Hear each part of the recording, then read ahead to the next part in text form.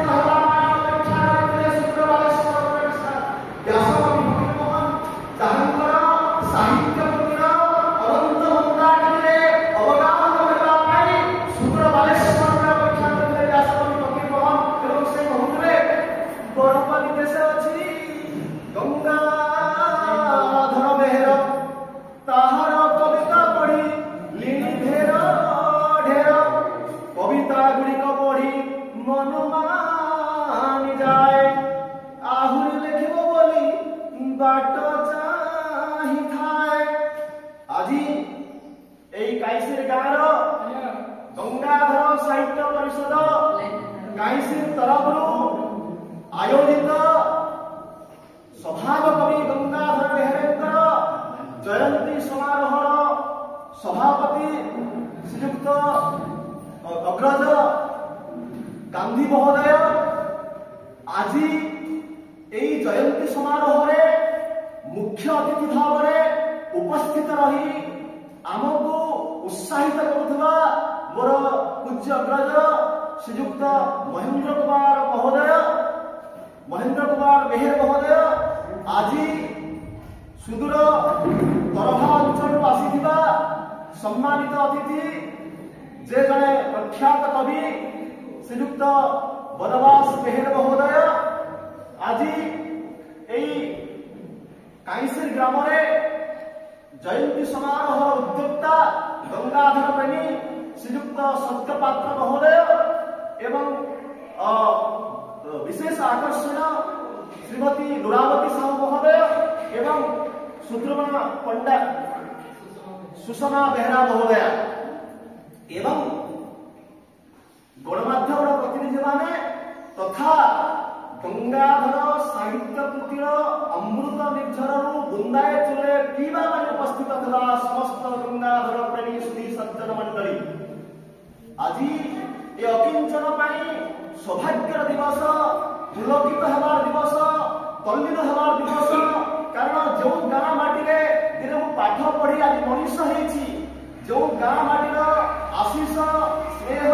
এবং শ্রদ্ধাকে পাথিক করে আজি নিজের গোটে পরিচয় সৃষ্টি করে পারিছি সেই মাটিরে গঙ্গাধর জয়ন্তী আয়োজিত হয়েছি এবং নিজকু মুখ্য বক্তা ভাবে আমন্ত্রণ করিଥିବାରୁ ମୁଁ ହୃଦୟର ଗଭୀରତମ ପ୍ରଦେଶରୁ এই ଗ୍ରାମବାସୀଙ୍କୁ ଏବଂ ବିଶେଷତଃ ସତ୍ୟପାତ୍ର ମହୋଦୟଙ୍କୁ ହୃଦୟର ଗଭୀରତମ ପ୍ରଦେଶରୁ ଆନ୍ତରିକ କୃତଜ୍ଞତା ଜଣାଉଛି। ସୁଧୀବୃନ୍ଦ এই হচ্ছেন সেই গঙ্গাধরଙ୍କୁ রাধানাথ গোটে চিঠি লেখিলে কোন লেখিলে হে গঙ্গাধর আপনি হচ্ছেন পবিত্র হৃদয় সাধু পুরুষ আপন কেবল মোর শ্রদ্ধা আকর্ষণ করি নাহান্তি ভক্তি মধ্য আকর্ষণ করিছন্তি সে সময়ে জনে প্রতিষ্ঠিত কবি হি সারিଥିଲେ রাধানাথ রায় কହୁଛନ୍ତି হে গঙ্গাধর আপন কেবল মোর শ্রদ্ধা আকর্ষণ করি নাহান্তি ভক্তি বলে গোটে শব্দ ব্যবহার করা রাধানাথ রায় ଆମ ଓଡ଼ିଆ ସାହିତ୍ୟ କ୍ଷେତ୍ରରେ ଯେ ଗୋଟେ ଜାତୀୟବାନ ପ୍ରତିଭାଦିତ କବି ହେଇ ସାରିଥିଲେ ସେ କହୁଛନ୍ତି ଗଙ୍ଗାଧରଙ୍କୁ ଯେ ଆପଣ ସେ କହୁଛନ୍ତି ଗଙ୍ଗାଧରଙ୍କୁ ଆପଣଙ୍କର ଭକ୍ତି আকর্ষণ କରିଛନ୍ତି। ଦ୍ୱିତୀୟରେ ଆସିଲେ କବି ବ୍ରଜମୋହନ ପଣ୍ଡା ଗଙ୍ଗାଧରଙ୍କର ଜଣେ ପ୍ରଶଂସକ ସେ ଖଣ୍ଡିଏ ଚିଠି ଲେଖିଲେ ସେ ଚିଠି ଲେଖିଲେ କଣ ନା ହେ ଗଙ୍ଗାଧର ମୁଁ ଆପଣଙ୍କୁ ତୀର୍ଥ ଜ୍ଞାନ ମନେ କରେ ଏବଂ সেই তীর্থরে নিবাস করি মোর জীবনকু কৃতার্থ মনিବାକୁ চাহে। যে গঙ্গাধর রাধানাথଙ୍କ ভাষাରେ ଥିଲେ ପବିତ୍ର ହୃଦୟ ସାଧୁ ପୁରୁଷ ସେ ବ୍ରଜମୋହନଙ୍କ ଚିଠିରେ ପାଇକି ଗଲେ ଗୋଟେ ତୀର୍ଥ କ୍ଷେତ୍ର। ତେଣୁ ସେଇ ଗଙ୍ଗାଧର ଗୋଟେ ସାଧାରଣ ପୁରୁଷ ନୁହଁ যে হচ্ছেন গোটে ব্রজমোহন পণ্ডাଙ୍କ চিঠিরে গোটে তীর্থক্ষেত্র যে তীর্থক্ষেত্রে সে নিবাস করে নিজ জীবনকে ধন্য মনে করা চাহান্তি। তৃতীয় আসলে কিয়ে না তৃতীয় আসলে চিত্তরঞ্জন দাস বিশিষ্ট প্রাবন্ধিক সে খন্ডিয়া লেখিলে প্রবন্ধ সে কহিলে গঙ্গাধর জনে ঋষি কবি জনে তপস্বী কবি কারণ জনে ঋষি কবি ও তপস্বী কবি কহিপারে বিশ্ব দেখ মধুমୟରେ জীবন বিশ্ব দেখ মধুমୟ। আপনারা জানନ୍ତି গঙ্গাধর হচ্ছেন সমগ্র ওড়িয়া সাহিত্যর অজাত শত্রু। রাধানাথଙ୍କୁ সমালোচনা করা যাইছি, ব্যাসকবি ফকির মোহনଙ୍କୁ সমালোচনা করা যাইছি, কিন্তু ମୋ ମାଟିର ମହାକବି ଗଙ୍ଗାଧର ସମସ୍ତ ସମାଲୋଚନା ଊର୍ଦ୍ଧ୍ୱରେ। କାରଣ ସେ ପବିତ୍ର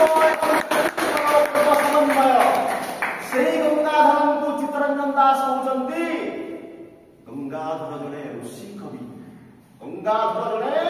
तपस्वी कवि, कारण जड़े ऋषि कवि जड़े तपस्वी कवि कही पारे विश्व देख मधुमय जीवन, विश्व देख मधुमय समग्र दृष्टि को से अमृत, समग्र विश्व को से अमृतमय दृष्टिकोण अवलोकन करी पाए ये होती से गंगा।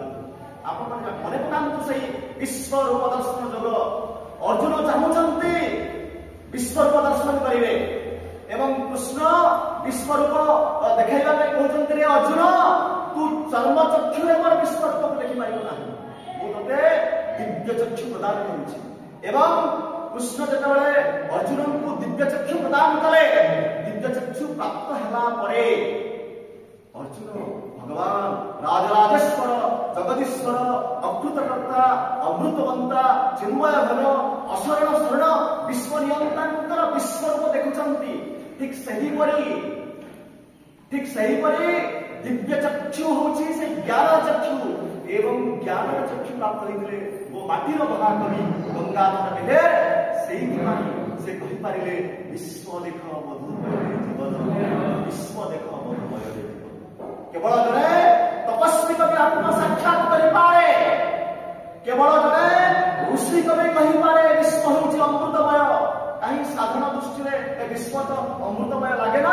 कहीं गंगाधर अनुभव करते विश्व हूँ अमृतमय कारण ज्ञान चक्षु प्राप्त होता। से कौन लिखले ज्ञान बोले जबे जाने समस्त जगत जनक सहोदर ज्ञान करे अवनीर मानव समाज प्रति तेबे से जानी जे करई जेते लोकंकर उपकार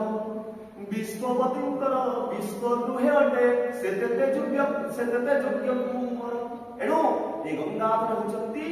ज्ञान चक्षु प्राप्त होता तपस्वी कवि से कहींपारे विश्व को अमृतमय दृष्टिकोण अवलोकन करें। तेणु प्रकृत में मुझे कहबी सुधीवृंद गंगाधर बेहेरा जदि गोटे मात्र काव्य रचना करते तपस्वी एवं कौन काव्य रचना करते आम श्रद्धा और सम्मान करुचे। तपस्वी केवल लिखिते से सम्मान से श्रद्धा करते जहाँ एत गुड़े काव्य रचना कलापर आम दौर। तेणु गंगाधर सर्वश्रेष्ठ कृति भाव में तपस्वी को स्वीकृति मिली आपण भली विद्वान मंडली आपण भली समाज पाठक समाज कहीं गंगाधर से तपस्वी काव्य बोली रचना कले गोटे महाकाव्य एवं से महाकाव्य सबुठारु श्रेष्ठ काव्य भितर गंगाधर बेहेरा सर्वश्रेष्ठ काव्य भितर समस्त पाठक पाठ्य सुधीवृंद गंगाधर सबुबले पूर्वश्री मान अनुसरण करती, पूर्वश्री माने जहाँ करती गंगाधर ताकू ही अनुकरण करती। जे प्रकृत में उत्तरदायक से पूर्वश्री मान अनुसरण कर एवं यही अनुसरण करने भितर दरकार पड़े पूर्वश्री मानकर कृतित्व ठारू आहुरी कृतित्व अधिकारी हो पारे बाप से बेटा ज्यादा दिया एवं गंगाधर कौशी काव्य औद्धत्य प्रकाश करते बरं संभ्रम प्रकाश कर पूर्वज मान उपयुक्त सम्मान देते से गंगाधर जहाँ सर्वश्रेष्ठ कृति। आप जानती जे रीतिजुगीय रामायण परंपरार सर्वश्रेष्ठ तुंगिमा व्यक्तित्व होती कवि सम्राट उपेन्द्र भंज एवं कवि सम्राट उपेन्द्र भंजर सर्वश्रेष्ठ कृति होची वैदेहीश विलास जो राम एवं सीता दुईटी मुख्य चरित्र। ठीक उपेन्द्र भंजर पदांक को अनुसरण करी गंगाधर मध्य गोटे महाकाव्य सृष्टि कले तपस्विनी जो राम एवं सीता मुख्य चरित्र। कवि सम्राट उपेन्द्र भंज वैदेहीश विलास मां सीता 6टा ना वर्णना कले।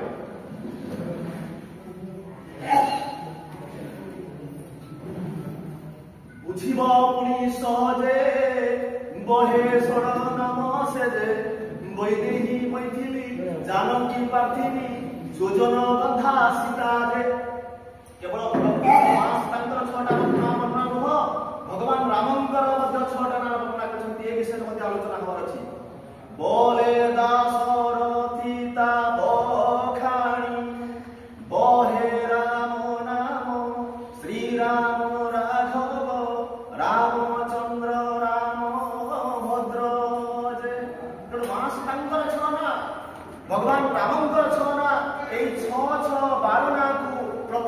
ସୁପାରି ଅର୍ପଣ କରୁଥିବା ଏଇ 612 ନାଁକୁ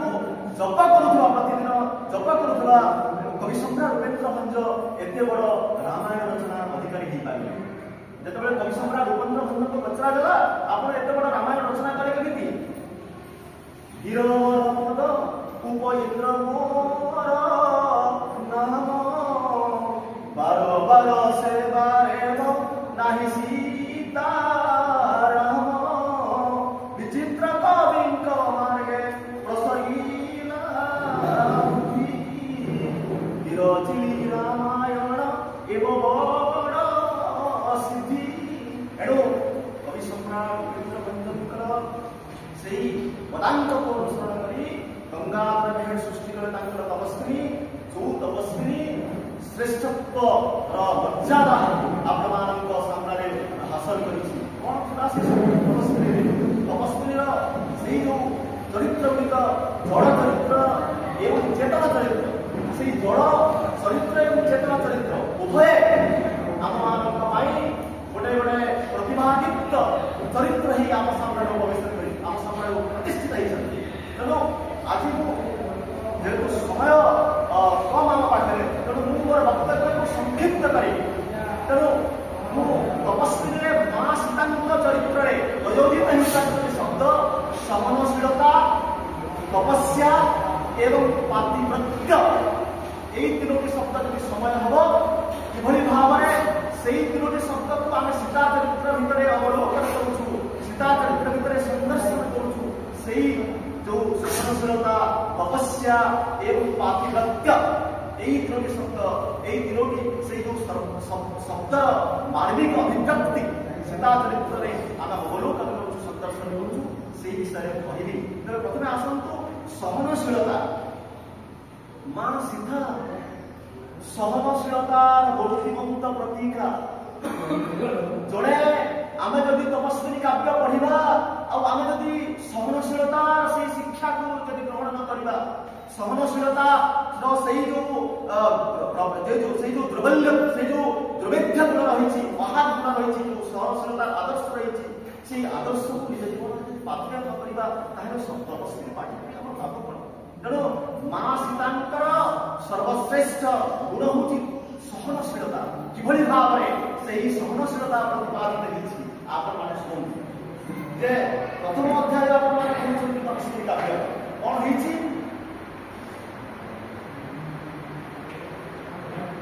ଯେତେବେଳେ ତପସ୍ୱିନୀ କାବ୍ୟର ପ୍ରଥମ ଅଧ୍ୟାୟ ଖୋଲୁଛନ୍ତି ଆପଣମାନେ, ମା ସୀତା ମନ୍ଦାକିନୀର ପଶ୍ଚିମ ଦିଗରେ ଉପବେଶନ କରି କେବଳ ପୂର୍ବ ଦିଗରେ ଅବଲୋକନ କରୁଛନ୍ତି, କେବଳ ପୂର୍ବ ଦିଗକୁ ଦେଖୁଛନ୍ତି। ମା ସୀତାଙ୍କର ଅବସ୍ଥା କଣ ହେଇଛି? ସେହି ଗୁଣେ କହି ଦେହି ଗାଢ଼ ମନ ଦୁଃଖେ ଉଭା ହୋଇ ଚାହିଁଲେ ପୂର୍ବାଭିମୁଖେ। ଅବିରଳ ତାଙ୍କ ନେତ୍ରନୀଳ ଝର ଅବିରତ ପଡୁଥିଲା ବକ୍ଷର ଉପର। ମା ସୀତା ଦୁଃଖ ପ୍ରବଣା ହେଇଛନ୍ତି, ଶୋକ ସନ୍ତପ୍ତ ହେଇଛନ୍ତି। ସତେ ଯେମିତି ଶ୍ରାବଣୀ କାରୁଣ୍ୟର ଅନନ୍ତ ମନ୍ଦାକିନୀ ତାଙ୍କର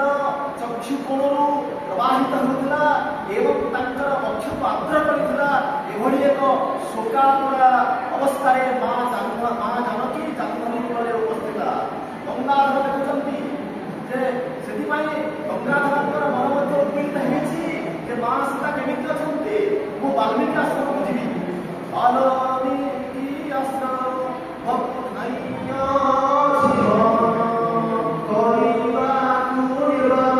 ସୀତା ସୀତାଙ୍କ ମା ସୀତାଙ୍କର ସେଇ ଦୁଃଖ ପ୍ରବଣ ଅବସ୍ଥା, ଦୁଃଖ ସନ୍ତପ୍ତ ଅବସ୍ଥା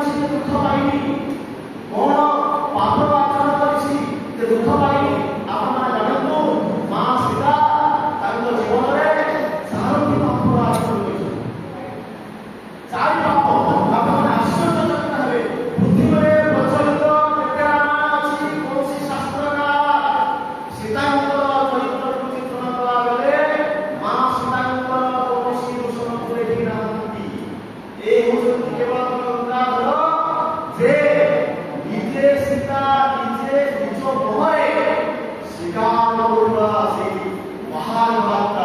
ସେଇ କୁଶଳ ମହାନ ବାର୍ତ୍ତାକୁ ସ୍ୱୀକାର କରିଛନ୍ତି ନିଜେ ସୀତାଙ୍କ ନିଜ ଘରେ ଆପଣମାନେ କରନ୍ତି ନା କଣ ସେ ଚାରୋଟି ପାପ କରିଛନ୍ତି କଣ ଚାରି ପାପ ନା ଚାରୋଟି ଅପରାଧ କରିଛନ୍ତି ସେଇ ଚାରୋଟି ଅପରାଧ ପାଇଁ ସେ ଆଜି ନିର୍ବାକ କର୍ମରେ ଦଣ୍ଡିତା ହେବେ ଏବଂ ଆପଣମାନେ ଯେତେବେଳେ ଦେଖନ୍ତୁ ଯେତେବେଳେ ମାରିଚ ଆୟାଙ୍କର ବି ଆସିଛି ତାକୁ କଣ ରାମ ନିଜେ ଡାକିଲେ ସୀତାଙ୍କୁ ଯେତେବେଳେ ପଠେଇଲେ ଯେ ଏଇ ମୃଗକୁ ମାରିଲେ ଏହା ତମ ଦୁର୍ଗଛଣା ମିଳିବ ତା ଉପରେ ଗୋଟେ ବସନ୍ତି ଏଇ ମୃଗର ଅସୁର ଉପରେ ଗୋଟେ ବସନ୍ତି ଯେତେବେଳେ ଭଗବାନ ରାମ ମା ସୀତା ପଠେଇଲେ ପ୍ରଭୁ ନିଜେ ଯାଇନଥିଲେ ପଠେଇଲେ ଯେତେବେଳେ ମା ସୀତା ବନବାସ ଆସୁଛନ୍ତି ମା କୌଶଲ୍ୟା ବାରମ୍ବାର କହୁଥିଲେ ଲୋ ସୀତା ତୁ ବନବାସ ଯାଉଛୁ ଲୋ ସୀତା ତୁ ରାମ ସାଙ୍ଗରେ ବନବାସ ଯାଉଛୁ କିନ୍ତୁ ତୋର କୌଣସି ଆବଶ୍ୟକତାକୁ ମାଗି ଦେଉନି ସ୍ୱାମୀ ସ୍ଥାନରେ ସ୍ତ୍ରୀ ଯାଉଛି ସ୍ୱାମୀ ସ୍ଥାନରେ ସ୍ତ୍ରୀ ଯାଉଛି କିନ୍ତୁ କେତେବେଳେ ମଧ୍ୟ ତୋର ଆବଶ୍ୟକତାକୁ ମାଗିବୁ ନାହିଁ ଆଉ ଯୋଉଦିନ ମାଗିବୁ ଦୁର୍ଦଶା ଆସିବ ଦୁର୍ଦଶା ଅପରାଧ ଯୋଉଦିନ କହିଲେ ଯେତେବେଳେ ମା ସୀତା କହିଲେ ଏଇ ମୃଗକୁ ମାରିଲେ ଏହା ତମ ଅସୁର ଟିକେ କଥା ବସନ୍ତି କି ସାଙ୍ଗେ ସାଙ୍ଗେ ବିପଦ ଆସିଲା ବିପଦ ବୋଳିଥିଲେ ବିଗ୍ରହଧାରୀ ଯୋଗୀନ୍ଦ୍ର ବେଶେ ହେଲା ଦ୍ୱାରେ ଭିକାରୀ ଯେତେବେଳେ ମା ସୀତା କହିଲେ ଏଇ ମୃଗର ଅସୁରରେ ଗୋଟେ ବସନ୍ତି ପ୍ରାଣ ଯେତେବେଳେ ତାଙ୍କର ଆବଶ୍ୟକତା ଲାଗିଲେ ସାଙ୍ଗେ ସାଙ୍ଗେ ବିପଦ ଯୋଗୀନ୍ଦ୍ର ବେଶରେ ରାମ ଆସିଲା ହରଣ କରିଦେଲା ତେଣୁ ସେଇ ରାମର ଆସିଲାକୁ ହରଣ କରିଦେଲା ଏବଂ ମା କୌଶଲ୍ୟାଙ୍କର ଯଦି ଉପଦେଶ ମାନିଥାନ୍ତେ ହୁଏତ ସେଇ ଆସିନଥାନ୍ତା ତେଣୁ ତାଙ୍କର ପ୍ରଥମ ପାପ ହେଲା ପ୍ରଥମ ଅପରାଧ ହେଲା ତାଙ୍କ ବନ୍ଧୁ ଜନିତ ଅପରାଧ କଣ ଜନିତ ଅପରାଧ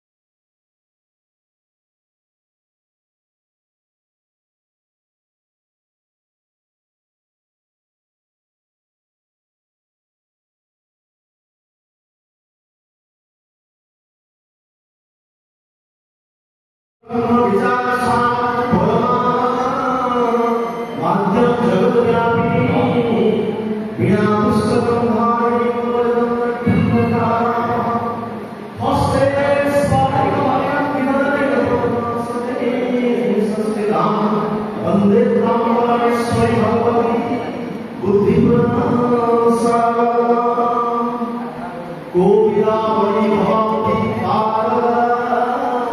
पारदा विनोदुक्ति सारदा सारदा मुद्रभामि सारदा सारदा स्वर्गीय गंगा जीव हे गंगाधर नीरसरी तुली तुम्हारा जमी से परोसिला कला पवित्र वाणी मंदिरे पर्व विचित्र हेर नगण्य कदर्थ जरानंद जड़ निश्चय इष्टान प्रकृति दात्रे कालचुच्चर अभ्यंतर सम्मान में संगीत परिवारे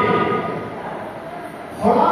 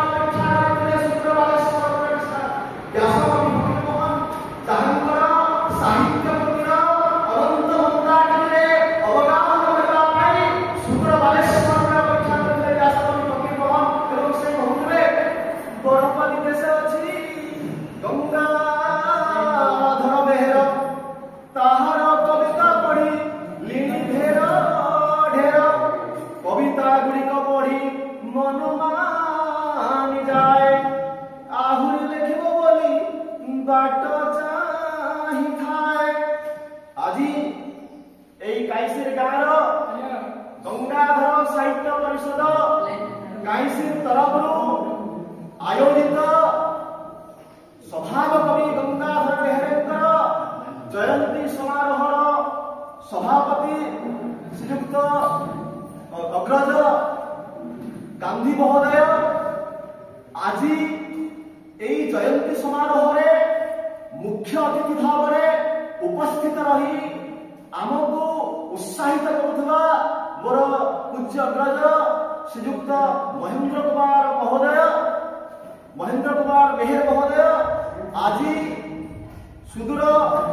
तरभा अंचल आसीथिबा सम्मानित अतिथि जे जड़े प्रख्यात कवि श्रीयुक्त बनवास मेहर महोदय आज काईसिर ग्राम जयंती समारोह उद्योक्ता गंगाधर प्रेमी श्रीयुक्त सत्यपात्र महोदय एवं विशेष आकर्षण श्रीमती नुरावती साहू महोदय एवं सुद्रमण पंडा सुषमा बेहरा महोदय एवं गणमाध्यम प्रतिनिधि माने तथा गंगाधर साहित्य कृतिर अमृत निर्झर बुंदाए चले पीवा उपस्थित था समस्त गंगाधर प्रेमी सुधी सज्जन मंडली आज ये अकिंचन सौभाग्यर दिवस पुलकित हबार दिवस तल्लीन हबार दिवस कारण जो गाँ माटी दिन मु पाठ पढ़ी आज मनीष होती जो गाँ माटीर आशीष स्नेह एवं श्रद्धा को पाथिक करी आज निजर गोटे परिचय सृष्टि कर पारिछि सेही माटी गंगाधर जयंती आयोजित होइछि एवं निजको मुख्य वक्ता भाव आमंत्रण करिथिबारु मु हृदय गभीरतम प्रदेश एई ग्रामवासी को एवं विशेषतः सत्यपात्र महोदय को हृदय गभीरतम प्रदेश आंतरिक कृतज्ञता जनाउछि। सुधीवृंद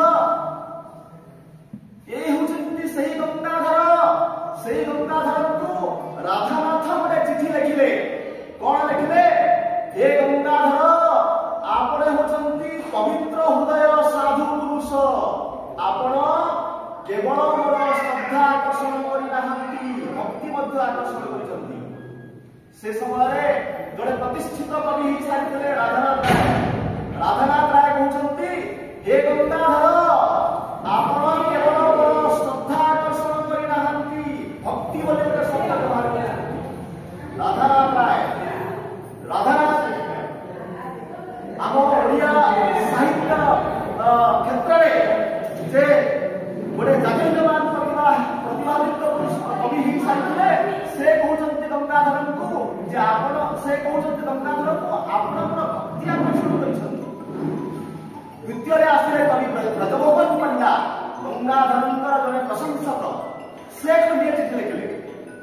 से चिठी लिखिले कौन ना हे गंगाधर मु आपण को तीर्थ ज्ञान मन करे एवं सही तीर्थ रे निवास करी मोर जीवन को कृतार्थ मनवा चाहे जो गंगाधर राधानाथଙ୍କ भाषा रे पवित्र हृदय साधु पुरुष से ब्रजमोहनଙ୍କ चिठी रे पाइति गले गोटे तीर्थ क्षेत्र तेणु से गंगाधर गोटे साधारण पुरुष नुह जे होचंती गोटे ब्रजमोहन पंडाଙ୍କ चिठी रे गोटे तीर्थ क्षेत्र जो तीर्थ क्षेत्र रे से निवास करी निज जीवन को धन्यमान करबा चाहନ୍ତି तृतीय रे आसिले किए ना तृतीय रे आसिले चित्ररंजन दास विशिष्ट प्राबंधिक से खंडिया लिखिले प्रबंध से कहिले गंगाधर जड़े ऋषि कवि जड़े तपस्वी कवि कारण जड़े ऋषि कवि और तपस्वी कवि कही पारे विश्व देख मधुमय रे जीवन विश्व देख मधुमय आपण जानती गंगाधर होचंती समग्र ओडिया साहित्य अजात शत्रु राधानाथ को समालोचना करा जायछि व्यास कवि फकीर मोहन को समालोचना करा जायछि किंतु मो माटिर महाकवि गंगाधर समस्त समालोचना ऊर्ध्वरे कारण से समन्वय से गंगाधर को चित्तरंजन दास कहते गंगाधर जड़े ऋषि कवि गंगाधर जड़े तपस्वी कवि कारण जड़े ऋषि कवि जड़े तपस्वी कवि कही पारे विश्व देख मधुमय विश्व देख मधुमय समग्र दृष्टि को से अमृत समग्र विश्व को से अमृतमय दृष्टिकोण में अवलोकन करी पाए ये होते से गंगा आपण मन मने पकांतु से विश्व रूप दर्शन जग अर्जुन चाहूचंती विश्व रूप दर्शन करिवे एवं कृष्ण विश्व रूप देखाइबा में कहउचंती रे अर्जुन तू चर्म चक्षु रे मोर विश्व रूप देखि पाइबो नाही मु तते दिव्य चक्षु प्रदान करूछि एवं कृष्ण जेतबेले अर्जुन को दिव्य चक्षु प्रदान कले दिव्य चक्षु प्राप्त होला परे अर्जुन भगवान राजराजेश्वर जगदीश्वर अकृतकर्ता अमृतवंता चिन्मय घन अशरण शरण विश्व नियंतांकर विश्व रूप देखुचंती ठीक सही परी दिव्य चक्षु होची से ज्ञान चक्षु एवं ज्ञान चक्षु प्राप्त होइले वो माटीर महाकवि गंगाधर मिले से कहि पारिले विश्व देख मधुमय जीवन विश्व देख मधुमय जीवन केवल जड़े तपस्वी कवि आत्म साक्षात करि पारे केवल जड़े ऋषि कवि कहि पारे विश्व होची अमृतमय कहीं साधारण दृष्टि में विश्व तो अमृतमय लागे ना कहीं गंगाधर अनुभव करथिले जे विश्व होची अमृतमय कारण तांको ज्ञान चक्षु प्राप्त होइतिला से कोन लिखले ज्ञान बोले जेबे जाने समस्तंक जगत जनक सहोदर ज्ञान करे अवनीर मानव समाज प्रति तेबे से जानई जे करई जेते लोकंकर उपकार विश्वपतिंकर विश्व दुहे अटे सेते योग्य कुमर एणु ए गंगाधर होचंती ज्ञान चक्षु प्राप्त होइतिबा तपस्वी कवि सेहि पाई से कहिले विश्व को अमृतमय दृष्टिकोण रे अवलोकन करि पारे तेणु प्रकृत रे मु एठी कहिबी सुधीवृंद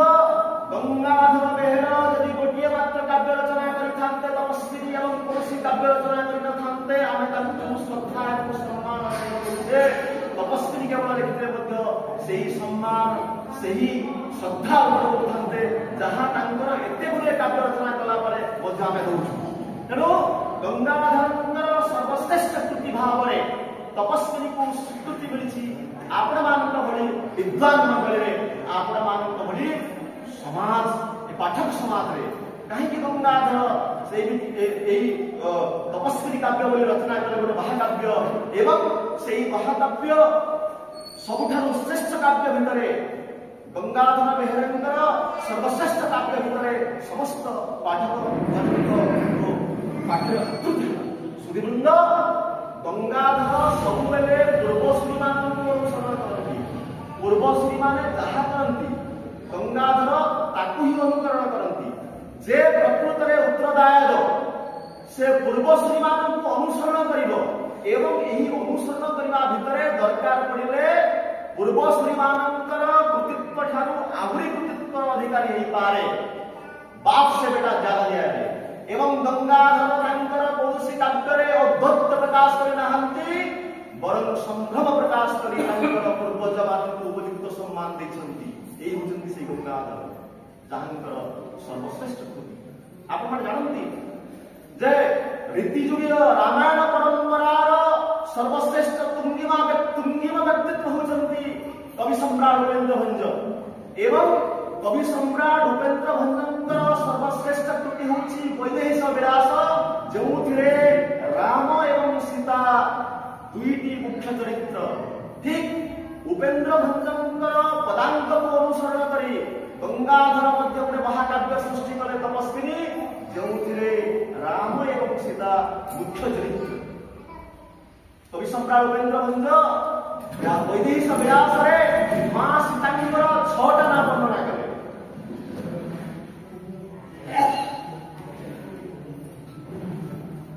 बुझिब पुनि सहजे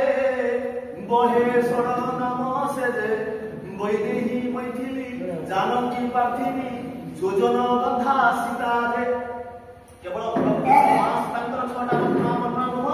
भगवान रामंकर 6टा नाम वर्णना करछन्ती ए विषय मध्ये आलोचना हबार अछि बोले दासरथी ता बखाणी बहे राम नाम श्री राम राघव रामचंद्र राम भद्र जे मां सीतांकर 6 भगवान रामंकर 6 ए 6 ना को प्रतिनित्य सभा अर्पण करुवा ए 6 ना को जप करुवा प्रतिदिन जप करुवा कवि सम्राट उपेन्द्र भंज एते बड़ रामायण रचना अधिकारी हो पारे जब कवि सम्राट उपेन्द्र भंज को पचरा गला आप एते बड़ रामायण रचना करे केमिति वीरमद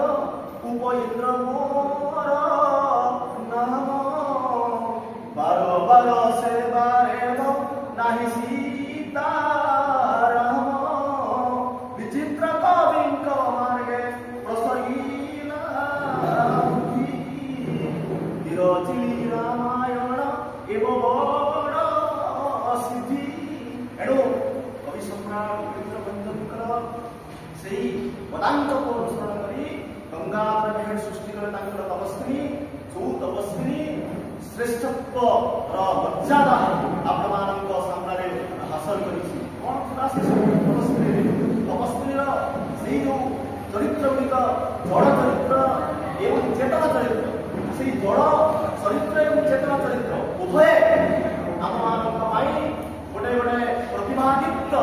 चरित्र ही आम सामने प्रवेश कर आम सामने प्रतिष्ठित होती तेणु आज जेहतु समय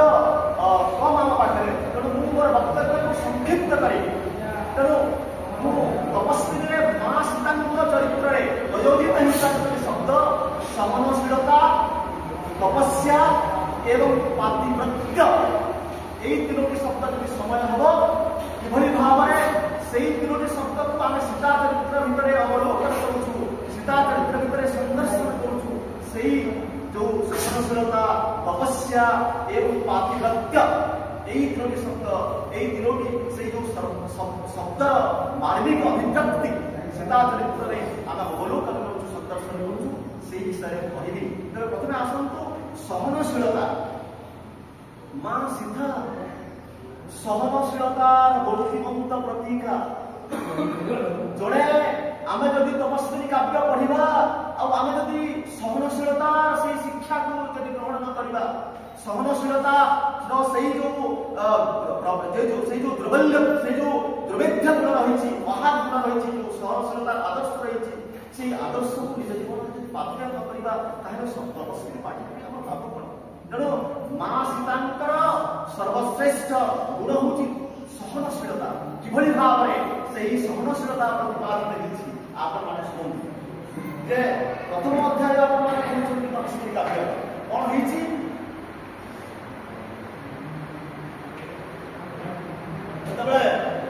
तपस्वी काव्यर प्रथम अध्याय गुरुचंदी आप माँ सीता मंदाकिनी पश्चिम दिगरे उपवेशना करी केवल पूर्व दिगरे अवलोकन केवल पूर्व दिग को देखुं माँ सीता अवस्था कौन सही गुण कोई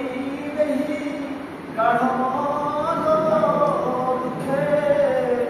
उठावई चाहिए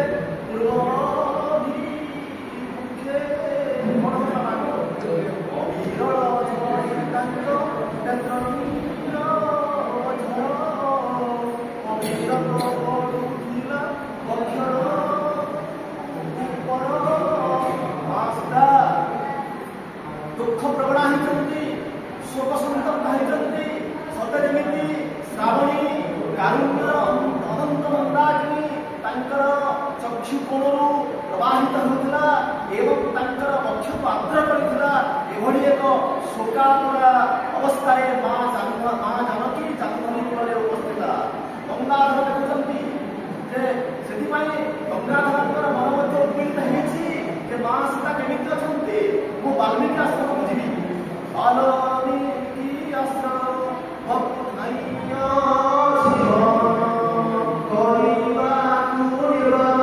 सीता सीता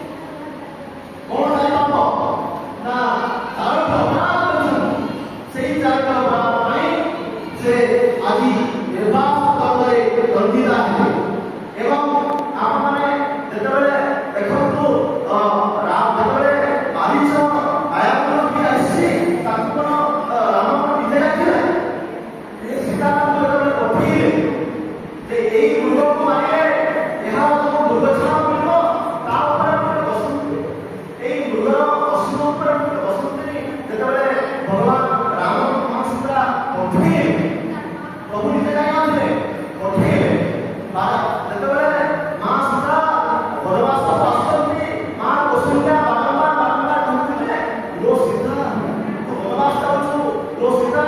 तू राम संगे वनवास जाऊँ किंतु तो आवश्यकता को बाकी रहोगी स्वामी स्थान रे स्त्री जाऊँ स्वामी संगे स्त्री जाऊँ किंतु केतेबेले तो धर्म आवश्यकता को बाकी पानी और भूख को बाकी हो दुर्दशा अपना क्या मारे चौदह महीने जेतेबेले मास ता कहले एई दुर्ग को आइले यहाँ को असुरटी के कथा बसंती की संगे संगे विपद आसेला विपद होई रहिथिले विग्रहधारी जोगिंद्र बेसे हेला द्वारे भिखारी जेतेबेले मास ता कहले एई दुर्ग असुरटी के बसंती के रामचंद्र जेतेबेले आवश्यकता लागले संगे विपद जोगिंद्र बेसे राम आसला हरण करला तेणु से राम आसला को हरण करला एवं मां कौशल्या जदि समोदेश